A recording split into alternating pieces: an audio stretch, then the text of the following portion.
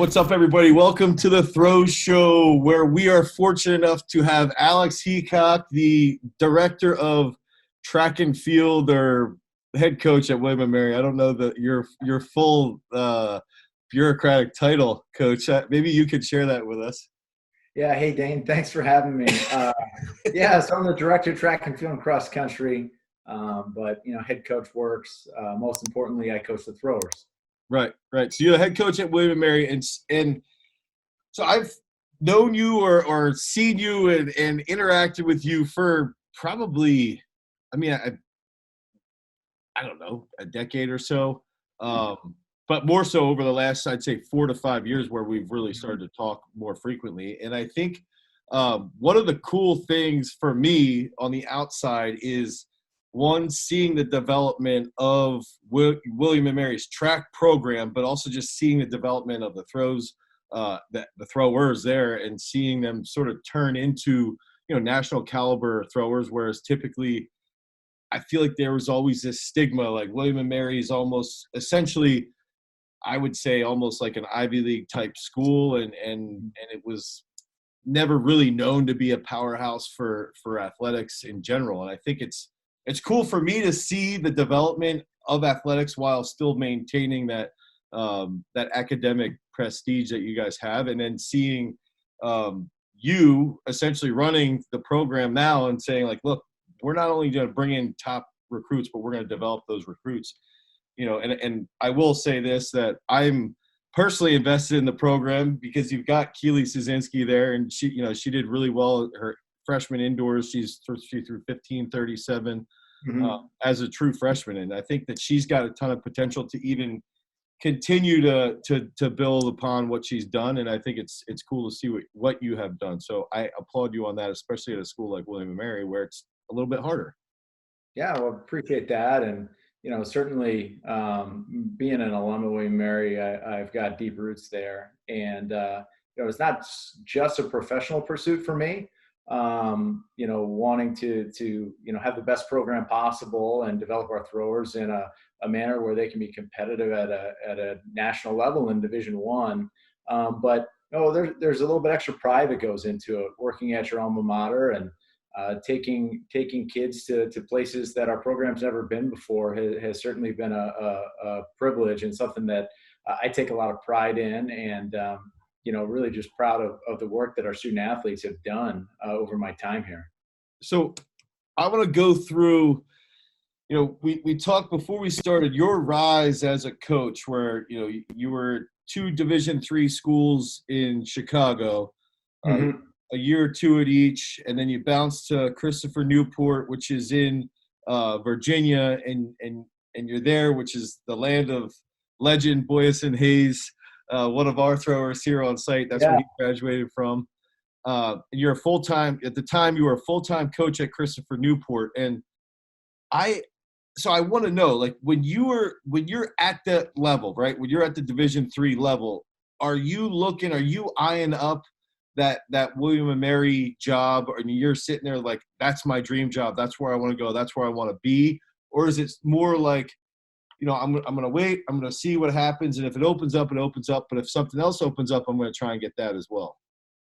Yeah, no, that's a good question. I mean, obviously coaching on a part-time basis my first 3 years at North Park University for a year, and then Benedictine University, one of the big things was just getting a full-time coaching job. And as a throws coach, that can be difficult. And I was fortunate to have that opportunity at Christopher Newport. It wasn't like I was moving to an area that I had never encountered before. Newport News is just about 30 minutes down the road from Williamsburg, where we are here at William & Mary. So, I mean, I would have been a complete moron to be like, hey, I'm going to take that job and then I'm going to go to William & Mary, just because you never know what happens, right? Who's going to be in charge, who retires, you just never know. An athletic director could move a staff, and so the possibility there was certainly, possible. But really it was just the opportunity to be a full-time coach at Christopher Newport. And again, the area was familiar to my wife and I. She graduated from William & Mary as well. So we moved here, and Christopher Newport's a place that has great facilities. They've got an indoor track that's, beautiful.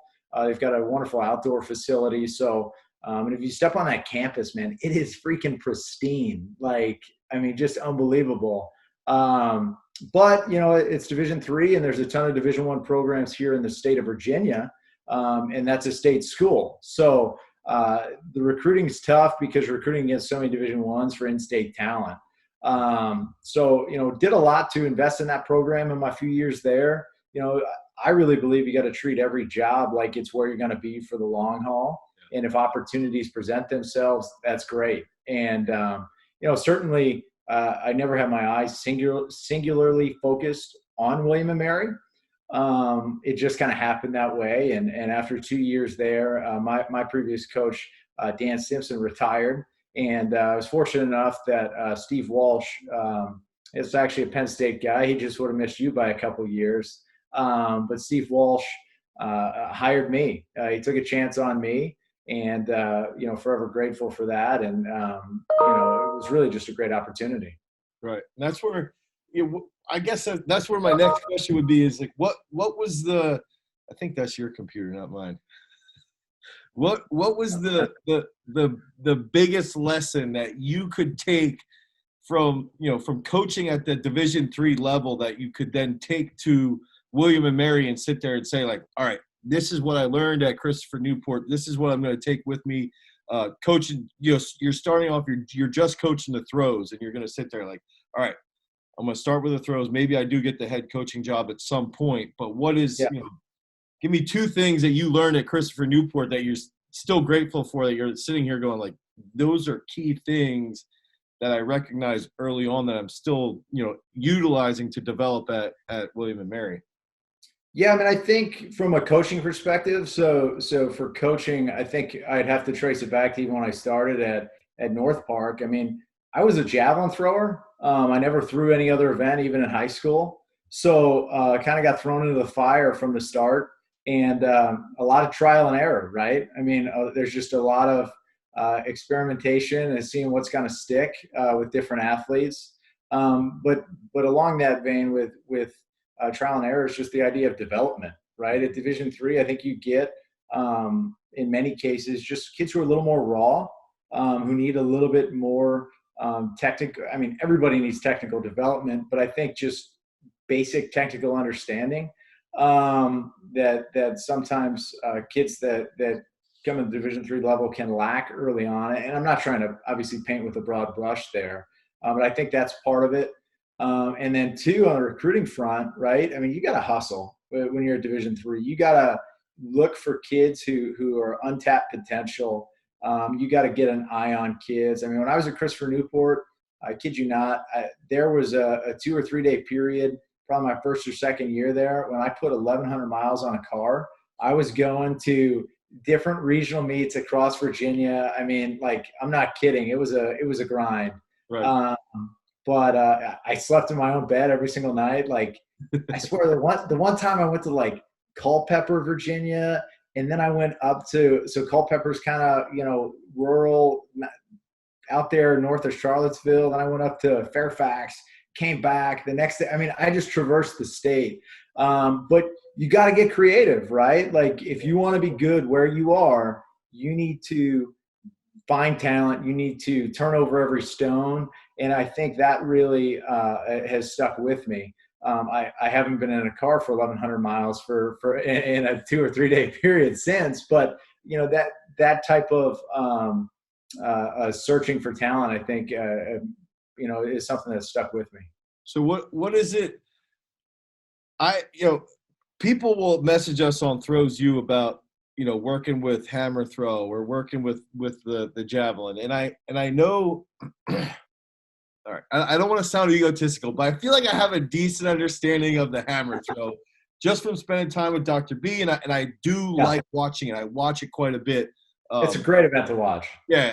In my free time, even I'll put videos on my coach's eye, and I'm always sort of just playing around with it, almost as like a hobby, as lame as that is. But somebody comes to me and they ask me, can you coach me in the javelin? And I get panic stricken. I'm like, no, it's so foreign. And yes, I watch it. Yes, I have a decent understanding, but I don't want to do it. And I think, so my question to you then is, like, you're a javelin only athlete. Yeah, a bad one too at that. A bad one who won his conference, so that can't be that bad. But you're a javelin only athlete. What did you do? What type of work did you put in then that, at Christopher Newport, and then once you get to William and Mary, to develop, a 67-meter hammer thrower, a 22-meter weight thrower, multiple other discus throwers that have made it to the NCAA finals. And your guy last year that had like a 10-foot PR at first round to make it to the final. It's like, that was cool. Yeah, that's really cool. I remember I think we were even texting or something, and I followed the live feed, and I was like, holy shit, that kid went off. But it's like, what do you, as a coach, I have a serious respect for that, because I don't think kids can grasp that that's very challenging to do. And I guess it's, my question is, was there anything specifically where you're just constantly reading, constantly learning, or is it really, especially at the college level, is it more just like, hey, it's basics and it's hammering that home? What is that for you that made that transition of learning these new events, essentially new events to you, and then being able to develop somebody to be a world-class level weight thrower, and then elite level hammer, discus, shot putters? Yeah, I mean, I think being a javelin thrower, certainly a javelin thrower, I think you're training around hammer throwers, shot put throwers, discus throwers, a little bit, right? So you're picking up on things. You learn some similarities. Had a really good high school coach who, I'd pick up some stuff in the shot put and disc. Who was the coach at Warwick? Wanda Wechter. She was a state champion at East Juniata back in the day. Yeah, I think we talked about this before with Zimmerman. Yep. Was Zimmerman that he was a year? He was a year younger than me, I think. Yeah, Brad was 2 or 3 years older than me. Okay. Yeah, he was obviously one of the best javelin throwers in the country. So came from a good high school program, had a great coach there, and was able to be around our training groups in college. So, I mean, I think you learn some stuff from that. Really, I think the best learning experience that I had was that first year. I'm in North Park University. I'm in charge of coaching the throwers. I was a graduate assistant. There wasn't even a head coach in place when I got hired, right? So, like, head coach gets hired later. Like, I'm a 22-year-old kid, but I was hungry. I wanted to coach. I wanted to make a difference. I've been fortunate to have good coaches throughout my life, and the differences that a coach can make, I think, are really profound. Yeah. So, I hit the ground running, and maybe at sometimes I probably was out punching my weight class with what I knew. Actually, definitively, that was the case. But track and field is one of those sports where you go to a meet, there's downtime, you engage other coaches, you pick their brains. That's still one of my favorite things to do to this day. Just because there's so many outstanding coaches out there that you can learn from. So I think that's huge. But also, tried to get in on coaches ed stuff right away. I remember that first December I was at North Park. I drove over to Portage, Indiana to the National Throws Coaches Conference. I got to learn from a lot of these great names, like the John Cadinas, the Judd Logans. John Newell was presenting there. He was at Michigan State at the time. Larry Judge. I mean, just all these people who was like a javelin thrower I barely even knew of, right? But like you can tell those things have stuck with me. Right. And I think, just being able to learn from people in a classroom format was huge, especially early on. But I think as a coach, like there's so much that has to then come from application of those principles, right? What so-and-so does in their setting doesn't always work in your setting. And I think, that as a coach, that's where you need to, you need to check your pride in that you need to realize you don't have all the answers. but I also think you need to have a certain level of understanding and confidence in what you're doing that says, hey, you know what? There's some really good things going on in this program over here, but those might not be 100% applicable to what I'm doing. Or I'm going to try them out. I'm not going to marry myself to these new things, and we're going to see how it goes. And maybe it's something that provides a spark for this athlete, not another. So, what I would say is I think I've benefited the most from one, stealing ideas. It's track and field. Everybody does it. But two, just experimenting and the trial and error of it all is something that I feel like has really helped me develop as a coach and helped me gain confidence as a coach. And also too, I'm always happy to admit what I don't know, and maybe not to the athlete right away, but call a buddy and be like, hey, what am I missing here? Right. Yeah, I think that's huge. Is just sitting there and checking yourself egotistically, and I think that makes sense. So maybe this is taking the stereotype of William and Mary too far, but I want to I don't know what a stereotype is about William and Mary, so this will be interesting. Well, I'm thinking mainly from knowing knowing of Marlon. So Sam Mattis's dad went to William and Mary and his mom. And his mom. And Marlon, if you ask Marlon, William and Mary, Williamsburg in general is the greatest place on the planet. And it is nice. I think that town is probably one of my favorite places to go. Historic side, but also the campus is just ridiculously awesome. I think it's a phenomenal place. But you have a higher standard of academics. Okay, so there's two questions here. One, how do you maintain, and Maria Diavez is on this live feed that I'm doing right now, and she's asked this question like 5 times. How does somebody, who's at a higher caliber educational academic institution, like you're at William and Mary, you're at, somebody like UPenn, something like that, and it's how are you able to keep somebody competing at such a high level that they make the NCAA, they make NCAA championships, they become an All-American, but also, on top of that, are the athletes that you're going to get, are they a little bit more technically minded? Are they a little bit more inquisitive or cerebral? Or are they still just, 18 to 22-year-old kids that are just meatheads? So I guess it's like a multi-pronged question. Yeah, I think some of our kids are very technically minded. Some are fortunate to come from great, high school programs or developmental programs, clinics, things of that nature that they've been through. But at the end of the day, I mean, it's throwing stuff, right? And I think sometimes you need to get out of your own head and get to the practicality of it rather than theory. So, I mean, you get kids who are technically minded, but man, I got to tell you, I love when it's meathead 30 and kids are putting up big weight in the weight room.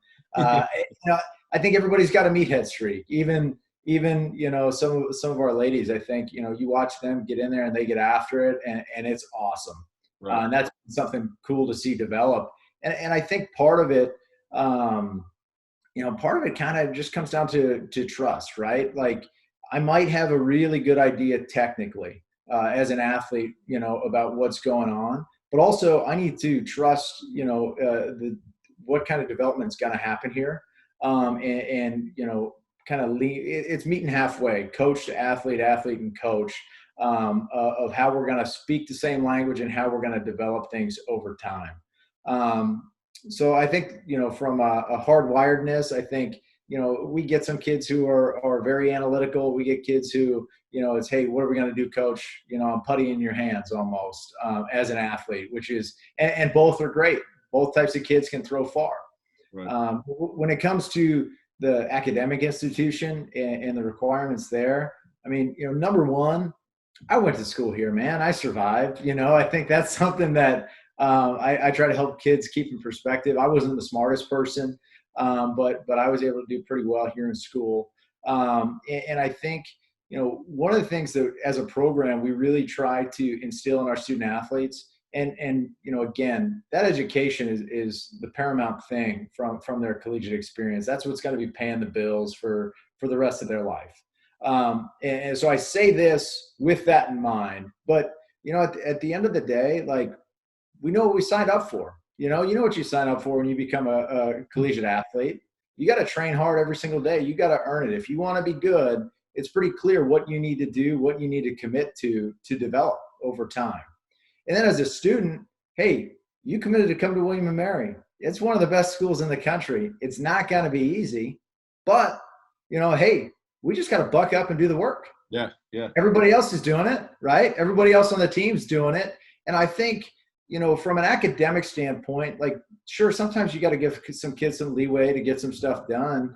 But I really believe, like, if you're going to ask kids to do incredible things in the athletic realm, and challenge them athletically and have them rise to that bar, I think it's natural that they're going to rise to the academic bar there. And it's about expectation, right? It's, hey, this is what the expectation is here. I know what I have to meet. Mm-hmm. Here's what the expectation is here. Okay, that's what I'm going to have to do. And I think, I think our kids do a really good job adapting to academics at the college level. And program-wide, that's something I'm really proud of. I mean, I remember when I was a student athlete here, we had kids using academics as like an excuse to get out of practice. And I was like, are you kidding me? Like, are you kidding me? You're a student athlete. Like, I think that's something too. You might be downplaying a little bit. Maybe you don't, but the fact that you went there, you can hold everybody, be like, yo, listen, I went here. You got nothing on me, because it just reminds me, like, Lucas Warning, who went to Lehigh, and I Lehigh's a similar scenario as William & Mary, and I think Lucas would message me like, these freaking kids, and the coaches would enable that excuse, and he's like, dude, you're here, you either do track or you don't. Like, if you're gonna do both, like, it's possible to do both. Like, there's guys that are, the best wrestlers in the U.S. and they're at Harvard, right? Or Princeton, and they can do it and you can do it. And I think that one of the things, the fact that you went to William & Mary gives you this even greater, control over the expectation.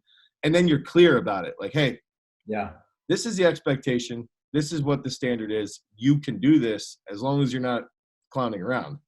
Yeah. What I think too, I mean, if you're preparing kids for life, right? I mean, you're going to have to be really good in multiple realms in life. I mean, if I want to be a successful professional, I have to work hard and give my best at work. But then, if you decide to get married, if you decide to have children, things of that nature, I need to work to be a good husband. I need to work to be a good father. And I need to be I need to do these things simultaneously. So I really think that if you don't raise the bar, and this is in any setting, like, if you continue to lower the bar for people, you're not preparing them for life. And keep in mind, we're not asking these kids to do anything insane, right? We want kids to train hard and bring their best effort every day in the classroom and at the track or at the throwing area. And I think that's a reasonable ask to make. And I believe that, in society these days, we just need to keep raising the bar for people. And the more you raise the bar, the more you're going to stretch people to do great things. Yeah, for sure. Not to get too philosophical here, Dave. No, but I think it's true. It's like, look, push yourself a little bit more in the classroom. Push yourself a little. There's no difference between manage your time a little bit better. Deal with stress. And, one of the things that I think is key is people in life that are more successful. It's not because they're smarter. It's not because of anything along those lines. It's because the people who can deal with more stress and manage stress effectively are the ones who are going to be, one, more successful, and two, happier, because they don't let the stress defeat them. Yeah. And I think, you get, in my mind, I think the reason why you do get somebody who can be a stud athlete at a highly academic institution is because they can deal with stress on so many different realms that then they go into a competitive situation or scenario, and it's like, well, I'm just throwing a discus, I'm just throwing a shot. Yeah. It's not it's not like I have to stand in front of a class of 200 people and give a presentation on quantum physics or whatever the hell you guys do there. So I think, one of the things that I wanted to ask, and I want you to try to sell me William and Mary here, is that what you take a typical American kid, right? And I mean, I was this kid. I should have, I was recruited by Kent State hard, very, very hard, and I was recruited hard by Penn State. And I should have, I knew at the time I should have went to Kent. Fanger was there. He was recruiting me, and he's still there. He's had a million. He's still kicking ass, yeah. Yeah, he's had a million All-Americans, and from, I always knew I should have went there, right? But Penn State is here, especially being from Pennsylvania. You can relate. I know. If you don't go to Penn State, you're this horrible human being. So it was like, okay, Penn State or Kent. I should have went to Kent, but I went to Penn State because of the name, because of the facilities, and not because of the coach. So tell me how do you get somebody on a recruiting visit? And I'm even thinking about Keeley, where the parents are so in tune with like that big time school. They want to brag to their friends on Facebook and on Instagram that my child just went to Ohio State or where Alabama, wherever it might be. And nothing against those coaches. This is just an example. Great coaches, great programs. Yeah. But how do you sit there and say, they come to you and you say, look, this place is special, it's unique, and you can be part of a culture that's changing and lead that drive forward. And I guess that's like, how do you sell that so well to elite athletes that then you can now at this point build a very solid, sound team off of and program that I think is going to be successful for a long time. Yeah, so I think there's a few things that go into that, right? One is the academic piece is one that, we really don't have to bend over backwards to sell. I think, especially regionally, the name recognition and the prestige of the university is high. And so I think that's first and foremost, I think that needs to be our greatest selling point. I think that's a huge thing. You talk to kids, hey, this is an opportunity to get into an elite academic institution that otherwise might not be afforded to you, right? I mean, that's pretty cool. You're a good student, but you're probably not at the level that would get into William & Mary regularly. So think about that. You've worked really hard to get to this point, and now you've got some doors open to you that otherwise wouldn't. So I think from an academic standpoint, that's one that makes a lot of sense and I think resonates with people. From an athletic standpoint, I think, we really haven't been in the game historically we've had some great distance runners in our past and we had a span of 13 straight years where we made the NCAA championships in men's cross country, right? But that's lapsed. We haven't been there in a while. So, we've been focused more on developmental athletes throughout the past, decade or so. But we're now starting to get on the radar some better athletes, and those are the more interesting conversations. You've got the kids who have the Power 5 football weekends lined up, 4 out of 5 weekends in the fall, and then we're that fifth one. And I tell my staff, I'm like, hey, that's one we want to be in, right? Yeah. Because if you've got 5 large Power 5 state schools, we're the unique product there. So how do we, sell ourselves? And I think, from a throwing standpoint, we've, over the past 6 years, I think, proven that we can develop kids very, very well. And now I think we're kind of extrapolating that to the rest of our program as well, which has been exciting to see. I think we've got a great staff. I realize this is a throw show, but we signed one of the best long jumpers in the country, one of the best long jumpers in the country in girls track and field this year. So, it's been exciting to see that happen. But back to the throws, I mean, one of the things I'll tell recruits, and I remember having this conversation with Keeley, like, take everything out of it, right? Just take the scholarship piece out of it. Take, the prestige of universities, the glitz and glamour out of it. Like, if you don't think you can come here if you don't think I can help you develop to be a great thrower, if you don't truly believe that you could come here and be an All-American, don't come here. Yeah. Right? Like, it's that simple, because I don't want kids to, it needs to be about, you don't want to get kids who and maybe I'm getting to a different topic here, but you don't want to get the kids who their biggest athletic accomplishment is signing a scholarship offer. Right. Yeah. Right? Like that's part of the process. But if that's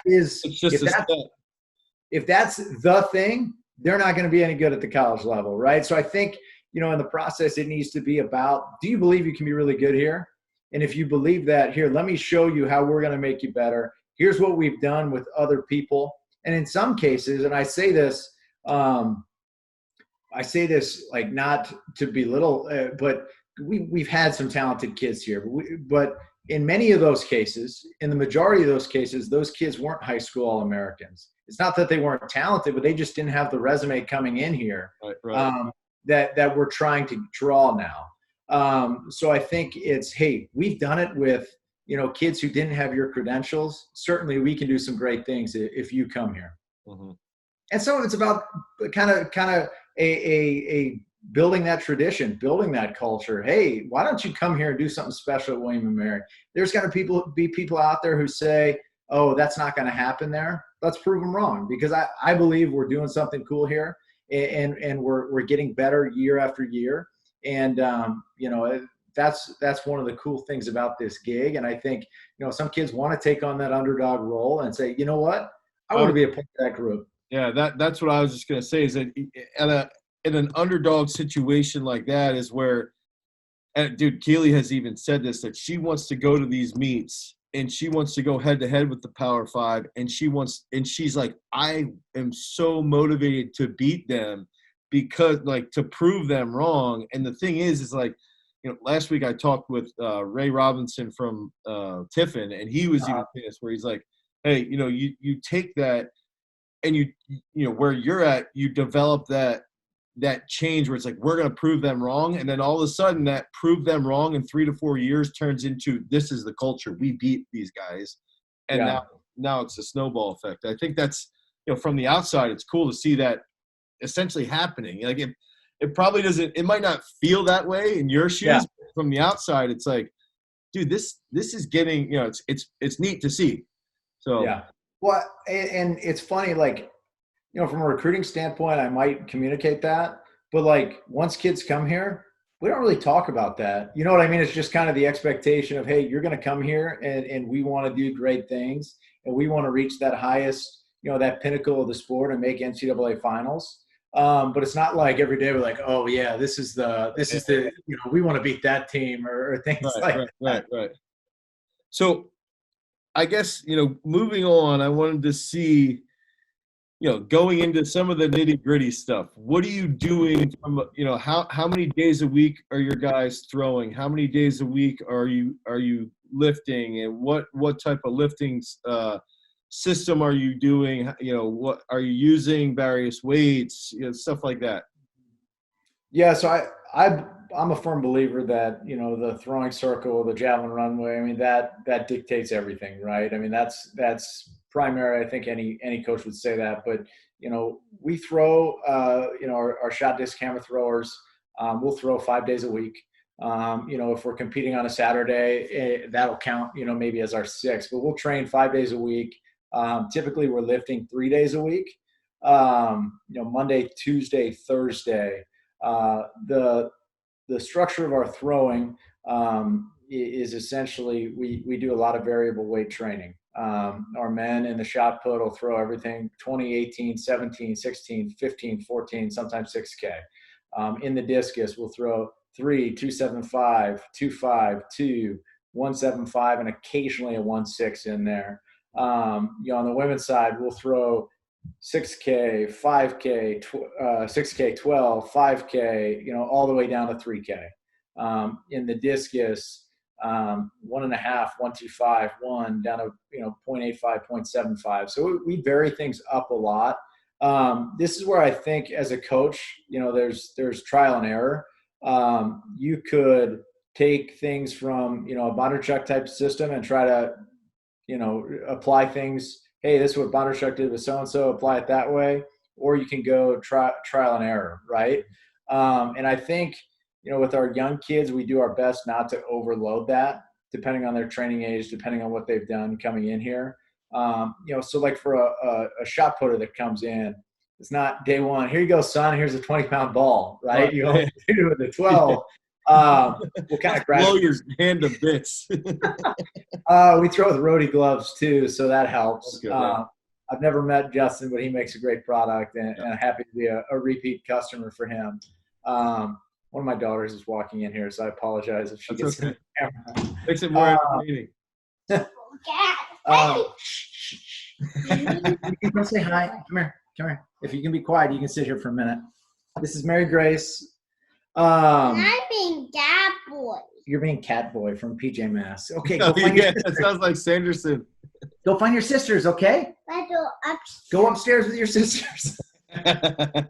She snuck into the basement, apparently. Go ahead, close the door, sweetie. All right, thank you. Got a drive-by there. Life from working at home. Yeah.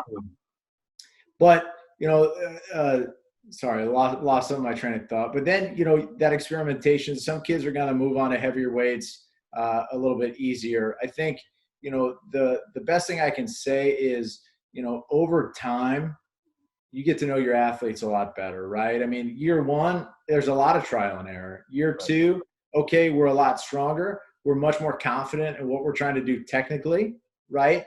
But then, like, those kids that you've worked with for 3, 4, sometimes 5 years, that's the really cool part in development, right? Because those kids start to know their bodies incredibly well. And then as a coach, you're always listening to the athlete, but you can then really, hey, if this is what they're saying, that's probably what they need at this time. And some of these kids will get that early in their career, which is great.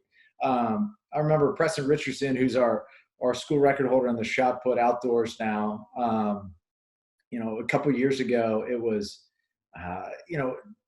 with some of the stuff we're doing late in the season, as a blanket rule, I was dropping the heavy ball from just about everybody. It was when we were really starting to dabble with throwing a lot of overweight mixed with some underweight. And it was like a week before the conference meet, and he was kind of stuck at like mid-16s. And he's like, Coach, I really think I need to get back on the 20-pound shot. And I'm like, all right, like, we're a week and a half out from the conference meet. I don't know how I feel about this, but you know what, Preston, we've worked together for 3 years. Let's do it. Kid throws like a meter PR at the conference meet, throws 1776. And that's what, like, as a coach, I'm like, dang, like, over time, that's where I think, one, obviously you're going to see development. You're going to see strength gains. You're going to see all these great things. But then two, that collaboration becomes even more important over time. So, a little anecdote there. In the weight room, I work with one of our strength coaches. I don't do the programming myself, but Keir Wenham-Flatt is our director of sports performance. He mainly works with our football team, but last year was the first year that we worked together, and it was awesome. And one of the things, Keir brings, a high performance background from like rugby to our program, but the dude read Bondarchuk writings for like entire weekends, and then would come back and be like, "Hey, what do you think about this?" I'm like, "Yes, that is awesome. Like, let's take those snapshots and run with it." Okay. Yeah. And he's gotten so creative, just with some special strength exercises with bands and things of that nature. Doing resisted rotational work for our rotational shot putters and discus throwers, and then some acceleration stuff of being pulled. So he's gotten into some nitty gritty stuff and created some things on his own, which have been incredibly beneficial to us. Mary Grace is back. Right. But along with that, I mean, it's funny. He's, with many sports, they don't want to do Olympic lifting. Our throwers are Olympic lifting. They're doing clean variations, in some cases snatch variations. We're doing jerks, and these are things that they need to be doing, right? But the kids are gaining confidence with every training session with him, which is huge. And I think, in any situation, and there's a friend of mine who's a prominent throws coach in the NCAA who's in a situation where he doesn't control, weight room stuff, and it would probably surprise you.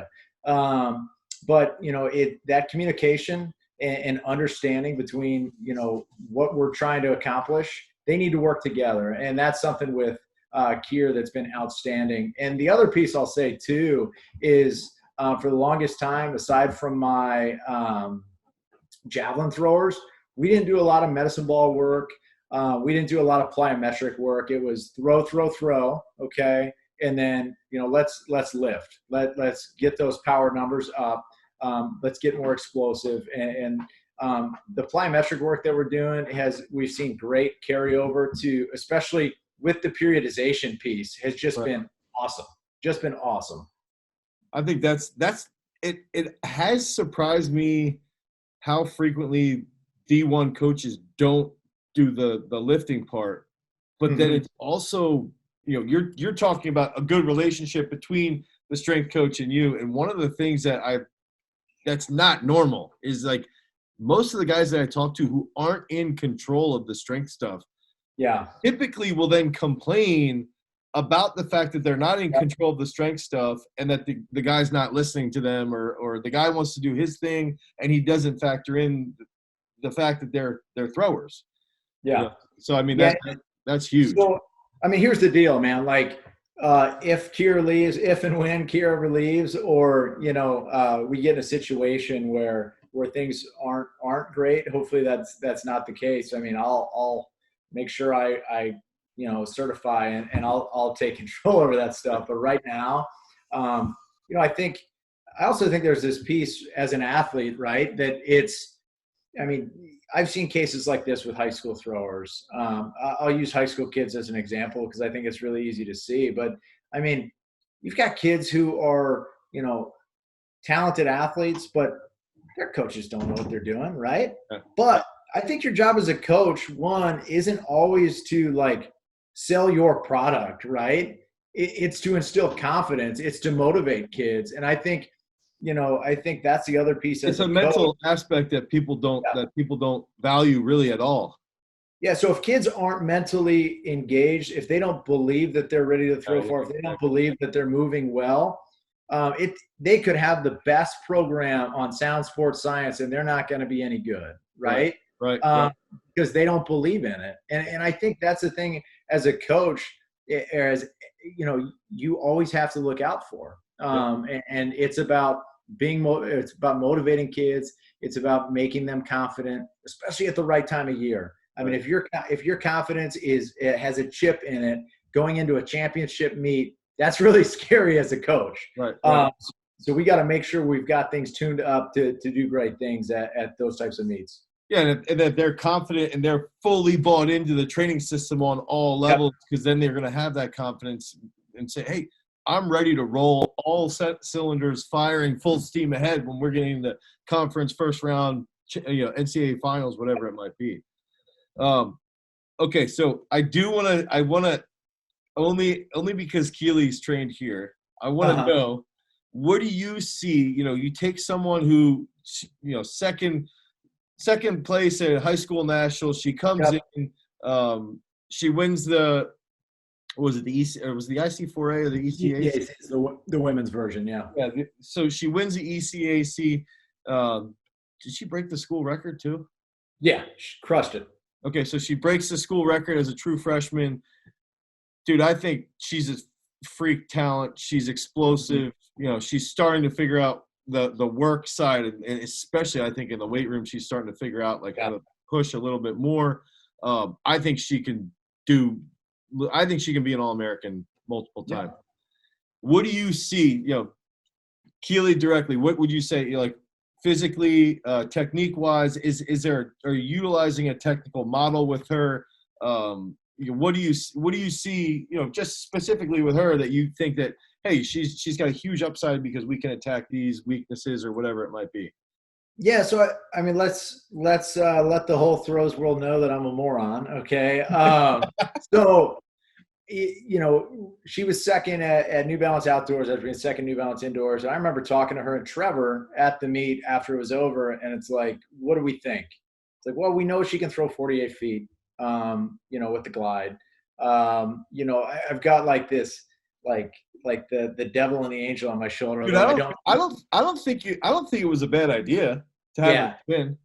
Yeah, well, she threw really well, within a month or two, right? She threw 45 feet up at that meet at your place. And then, we kind of went all in and trained nothing but rotation the entire fall, much of the winter. And, she wasn't throwing what she wanted. The consistency was difficult. She was having trouble staying in the ring, but that's the confidence and the consistency piece, right? So as a coach, I'm like, I didn't utter the word glide. I think I told you this. I didn't utter the word glide like one time, maybe once. And she was like, I'm not gliding. But like it was the week before we went to a tune-up meet at Christopher Newport. And it was like she threw. And afterwards I was like, I can't, I think we got to glide. And she's like, and like as an athlete that messes with you, right? Like she's a talented kid. There's kind of that pride factor, which is good. Like I'm going to conquer this. And I was like, listen, like as a coach, I feel like I'm not putting you in your best position to be successful. Right. So we glide for the week. And then she comes out on Sunday at the ECAC and throws 1537. Yeah. And I'm like, all right, like just kind of, winging it, right? I mean, she's explosive. That's unquestioned. She's a proven thrower at big meets in high school, right? I mean, that's something in recruiting is huge. You see somebody who can either turn it on at like a regional or district meet and at a state meet or even a national meet. Those are the kids you want, right? Yeah. So there's kind of that it factor, I mean, she came into that meet and I feel like, I mean, it is what it is. She'd thrown like 1380 or something like that, right? The second flight, right? Like she wasn't even in the main flight. She was seated 17th. Yeah, and she won. Like that's just crazy. Yeah, so all that's to say, I mean, here's the thing that sucks about where we're at with not being able to train. And thankfully, she's in a good situation being able to train up at your place. But like I worked with her for the glide for 1 week. Yeah, that's crazy. Dude, that's nuts. But I think, to be able to come out and again, it's a championship meet, but to throw more than 2 feet further than you threw in high school, like I think that says something, right? She's almost like there were some invisible gains going on from our training at the throwing area and in the weight room. And just kind of, holistically, there's some invisible gains that finally we got a glimpse of at our indoor championship right before, we lost the rest of the year. But, to get back to your question, I think she's an incredibly explosive athlete. She's very talented. There's that kind of, factor of being able to turn it on at big meets. And that's something you can't coach. It takes time to be able to be confident at big meets. And that's something that I feel good about with her. And she's 5'11", right? So she's got good limbs. She's got these kind of short arms for being 5'11". Right. But, I think she's the type of athlete that I believe can be an NCAA, finalist in the shot. But it's going to take attention to detail. It's going to take getting a lot more out of her lower body, right? And that's something that you and I've talked about and I've talked to with her is, we got to be able to get more out of that lower body. She's got a lightning fast strike on the ball, which again, like you can develop that over time, but you can't teach that, quickly. No. So that's something that I think is good, but you take all those skills, you take kind of the meet mentality, you got to have the right kind of context in training to be able to develop somebody over time. And I think we've got a pretty good training group, a good culture where that can be brought along. And I think there's something to be said for seeing your teammates develop and do really well. And I think that's a big part. You can look at any one person in our group individually, but I think, there's going to be collective, gains in confidence and hopefully collective gains in performance throughout each season, which fuel people. And there's that factor of, and I'm sure you see this at your gym, whether it's your weightlifter or your thrower, is like, so-and-so just did that? Like, are you Yeah, they're serious? like, Like, oh shit, I gotta step up. right? So I think there's that piece too. I swear I'm not dodging technical questions, but these are like, I think, foundational things for me as a coach to believe that. Yeah, and that's I mean that's fine, because I was gonna piece it then. It's like, okay, you take that. Do you take the group and say, all right, the gliders, we're watching whoever it might be? And one of the things she was concerned when she brought up to me when she came back after the coronavirus started, is she's like, I don't know. Do you think I can still be like one of the best in the NCAA with the glide? I was like, dude, everybody who's won a world title in the shot over the last 5 years, other than Danielle Thomas Dodd, has been a glider, like for females for the last 10 years. So like, yes, you can do it. You can definitely do it. But I guess my question then is like, do you sit down and say like, look, we want you to take this piece from this thrower, this piece from this thrower, or is it more like, yo, this is what I want you to do. This is what I want you to do out of the back. This is what I want you to do in the middle. This is what I want you to do on the finish. And it's less comparing to other people and more just, verbalizing what your expectations are. It's more the latter. I watch high-level throwers throw. I don't know all the nuances of each person per se, just because while there's applicability from those technical concepts, I watch my kids throw all the time, and I know kind of what it's supposed to look like. So I kind of coach not so much using a technical model per se, or hey, this is what so and so does.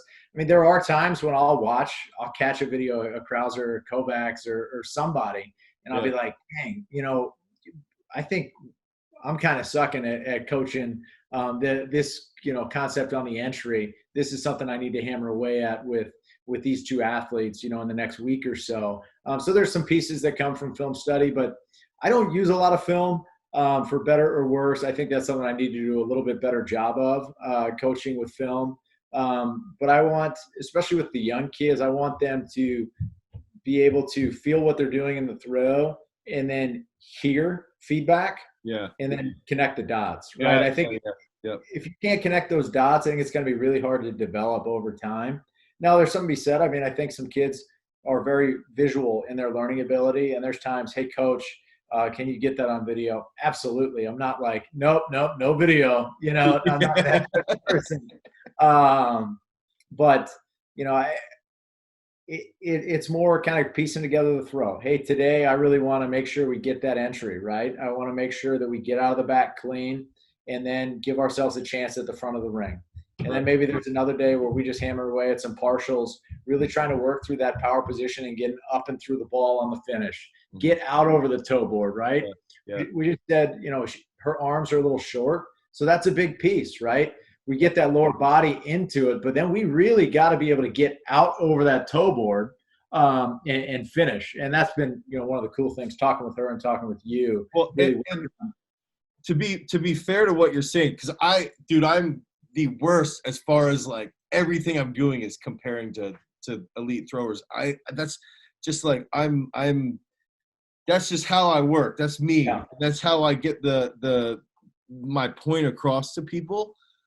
But the fact that I can send you videos of her throws, and then you just say like, I really like this, I really like this one. I can see the technique based off of what you want, based off the throws that that you might say like, this one was nice or whatever. And it's like, yeah, I like this. Yeah, and it's simple. It's like, okay, so this this is where you want her to be. This is, and I think that also it goes back to even with coaches, even compared to athletes. Some coaches, they can get their point across better with film, and some coaches get their point better clearly.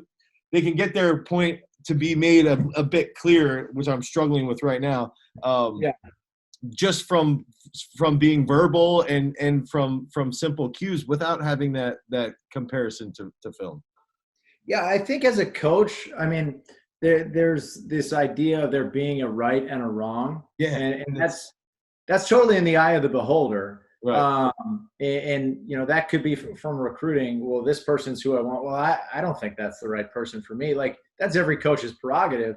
Just like, in training, am I going to use video a lot? Well, personally, that's not my style right now. There's a chance that a couple of years down the road, that's what we're going to be doing, as I develop as a coach, and that's what I'm comfortable doing. Some of it's group management at practice. I've got, kids doing a couple different events. I can't, do a lot of that. Right. So, I think, one of the things as a coach that everybody has to wrestle with at multiple times during a year is, do I trust in what I'm doing? Do I believe that what I'm doing is right? Or do I need to do what so-and-so is doing? Do I need so-and-so is really successful because they do this? That might be valuable to me, but you need to really think through the possible. Yeah. Yeah. And hey, that might be something that might be suited for next fall. Right. Right. I'm going to put it on the shelf because if I try to throw that in now, it might not jive with what we've been doing. But also too, I think, and I kind of alluded to this with, do we have Keely throw rotation? Like, I mean, it was worth a shot, right? Well, that's the other thing is, it's like the risk to reward. It's like, dude, it proved itself. The risk, the experiment that you talked about earlier. Yeah. You run an experiment. Okay, so what ends up happening? What's the worst case scenario? The worst case scenario is she doesn't throw far. At the last second, you change it. All right, let's go back to glide. And then she wins the ECAC and breaks the school record. That's literally the worst case scenario. So it's like, it played out pretty freaking well. What's the best case scenario? She ends up being a spinner and she throws 17 mid, right? Like whatever, 17 meters when she's all said and done. And it's like, okay, either route is going to be okay. And sure. It's the risk to reward. It's like, she should have been spinning. She should have tried it. What if one day all of a sudden everything clicked and it was just like, bam, everything lines up? And what if not? She's still going to throw. I think she's still capable of throwing 17 plus with both movements, specifically with the glide. I think she can 100% do that. Yeah. So it's like, I don't think it was. I think it was a good coaching decision in my opinion. Not that I appreciate that. Thanks, man. So I want to ask one more question. Yeah. And it sort of goes along with the tone of some of my other questions regarding recruiting. Yeah. Let's play like crazy hypothetical. Texas or Penn State, because you're from Pennsylvania. You get to move back to the great Commonwealth, which is much better than Virginia. So much cooler up here than it is in Virginia. Penn State calls you. Gondak gets a AD job or something, and they want to hire you as the head coach.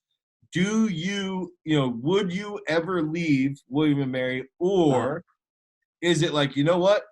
This is a place I can build a legacy. This is a place that I can do like really, really cool stuff. I love the town. William & Mary is a great institution. I want to stay here. Yeah, I mean, that's a great question. I think you can run hypotheticals like that through your head as a coach, and until something like that really is right before you, you don't know the answer. And I'm not trying to give a political answer here by any stretch of the imagination. Don't dodge the question. No, I'm not dodging the question. So here's the thing, right? Like, professionally and as a coach, like, are there places theoretically, right, where there's greater resources and perhaps a greater ability to get higher level athletes on a consistent basis, maybe even get some international athletes, things of that nature. Ultimately, I think as a coach, or as a person, my identity is not 100% about being a coach. I mean, that's what I do professionally. It's what I love. And I'm really thankful that's my job. I think the personal implications of such a thing weigh on you a little bit greater, right? So I've got 3 daughters, 7, 5, and my 2-year-old who you saw on here. We've been really fortunate. My wife works remotely. She works out of a home office. That's why I'm in the basement working here through this quarantine. But there's quality of life. There's all these different things. Maybe there's a point down the road where professionally an opportunity arises. yeah, I mean, I'm going to have to look at it really, really hard. But ultimately, it's not just about salary. It's not just about, hey, this is a place where I should go, right? Everybody says I should go there. Ultimately, it has to work for you and your family, right? And I think I don't think, to a certain extent, I wish coaches would talk about like kind of that human aspect of things a little more, because those are the things that weigh on you. And there's pros and cons to things, but certainly, I mean, if we do a really good job here at William and Mary and our program, really takes off here in the next few years, I would hope that some people, come out and say, hey, we'd like to have you coach at a higher level. But, to be honest with you, I don't know, what the future holds, but I know that, just from, being challenged professionally every day, I think this is a great place to be. I think it's a place where we can do great things. I think on a personal level, we live in a town that we love. Yeah. I love Pennsylvania. Pennsylvania is the greatest place on earth, though. So, there's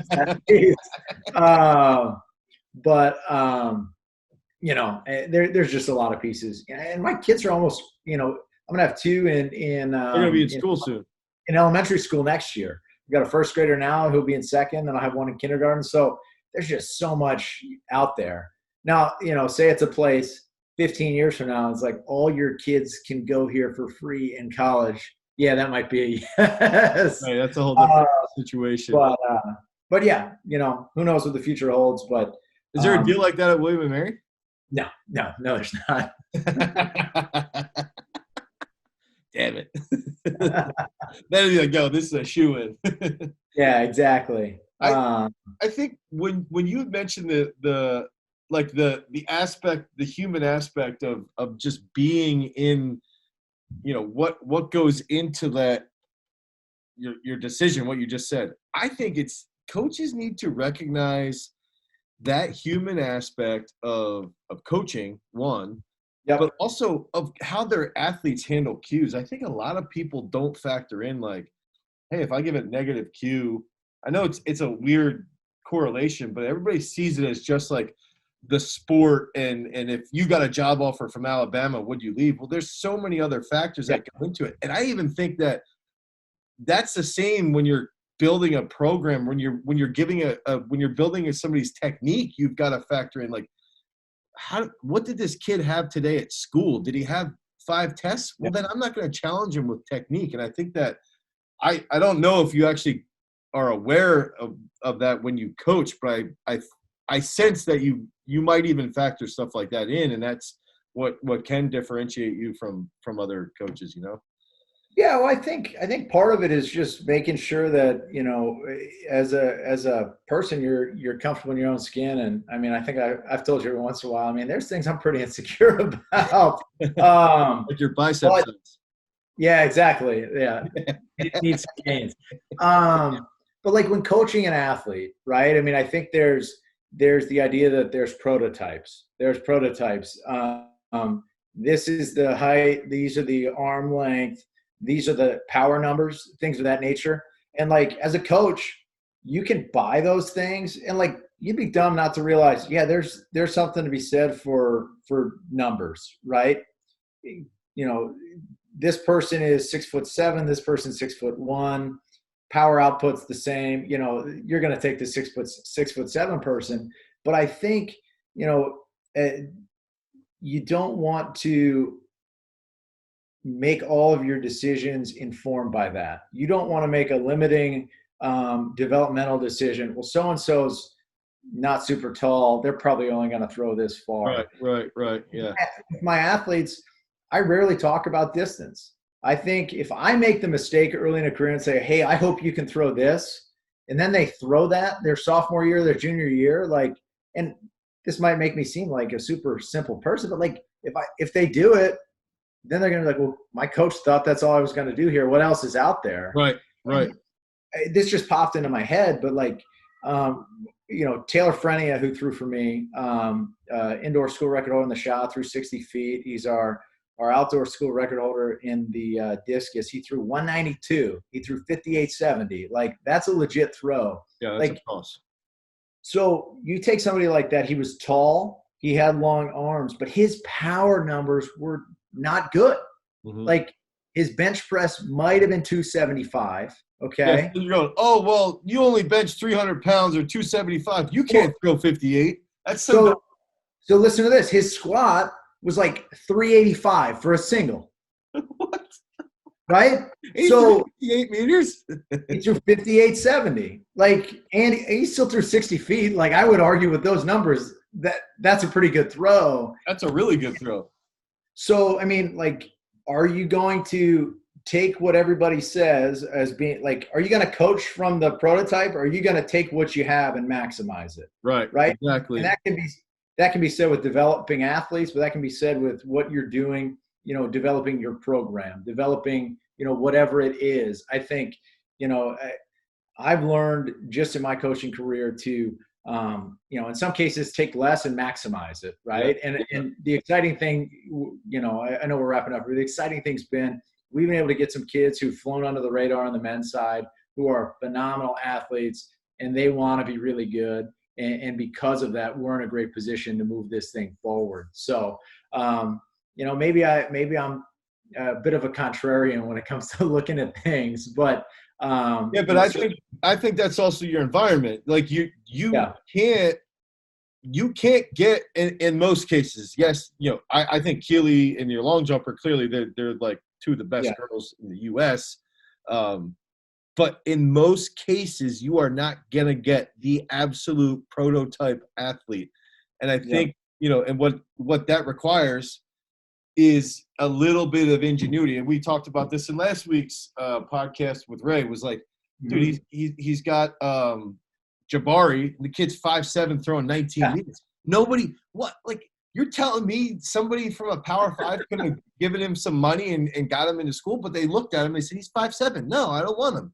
And it's like, I have a kid right now in high school. He's a junior. He's 5'7". He's out of Western PA. He's thrown 60 feet as a junior. No one will recruit him, probably because he's 5'7", but he's already thrown 16 meters with the 16-pound shot. It's like, dude, does it matter? Like, at the end of the day, if you're at a school where maybe instead of getting 5-star recruits, you're getting 3-star recruits, but you're getting more out of the 3-star recruit than the other guy's getting out of the 5-star recruits, what's that tell you? It tells you you're a little bit more creative and you're a better coach. And, you know, maybe some of it's lost to me too. I mean, obviously, I think there's probably kids like that there's some coaches that are big schools that are trying to recruit, and, you know, they don't get to hold the purse strings, right? Like their head coaches are, well, how tall are they? What are their numbers like? But, you know, certainly I think that might give me a little bit more flexibility in my situation. But then on the flip side, we don't have as much scholarship money, right? So like there's all these things at play. But ultimately, you know, I think, you know, we're all playing the same game to a certain extent, but you know, and the rules are the same, but they're not, right? Like the resources are different, the program goals, you know, all these different things. So it's certainly interesting, especially when you look at it from a recruiting standpoint. Yeah, I don't envy you with that side, by the way. I have no interest in that. But all right, Alex, thanks for being on the Throw Show. This is a good talk, and it's exciting to see what you're doing. And it's exciting for me because I'm personally invested with Keely and her success as well. So hopefully everything continues to roll well, and maybe one day this quarantine will end. Yes, sir. Well, hey, thanks for having me, Dan. It's great to see you. All right, yep, I'll see you later.